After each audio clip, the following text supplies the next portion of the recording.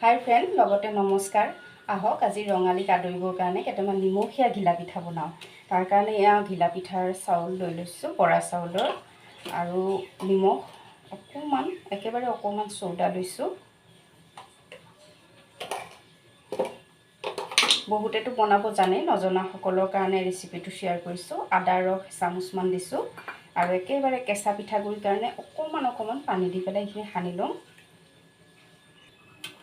এয়া ধুনীয়াকৈ অকণমান পানী দি এনেকৈ 5 মিনিটমান সানি লৈছোঁ। কেঁচা পিঠাগুড়ি বনালে পটাপট হৈ যায়। তাৰপিছতে যে কেৰাহীতে তেল, ৰিফাইন তেলতে ভাজিম। মই ৰিফাইন তেল দি দিছোঁ। হাতৰে এনেকৈ দি তেলত দি গ'লেই হ'ল।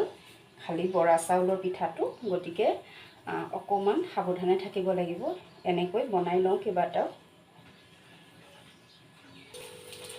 এয়া পিঠাকেইটা ধুনীয়াকৈ ফুলি উঠিছে, এয়া ভাজিছোঁ দেখিছেনে। আৰু বৰা চাউলৰ পিঠা কেতিয়াবা কি হয়, অকণমান ফুটি যায়। ফুটি গ'লে সেইকাৰণে অকণমান মুখখন আঁতৰাই পেলাই গেছটো চিম কৰি ভাজিব লাগে। মোৰ ছোৱালীজনী শুই আছে, এনেকুৱাকৈ পটাপট কৰি লৈছোঁ। এতিয়া এইকেইটা হৈয়ে গৈছে, মই উঠাই ল'ম। এয়া নিমখীয়া ঘিলা পিঠা একেবাৰে ৰেডি। খুব সাধাৰণ চিম্পুল ৰেচিপি আপোনালোকৰ লগত শ্বেয়াৰ কৰিলোঁ।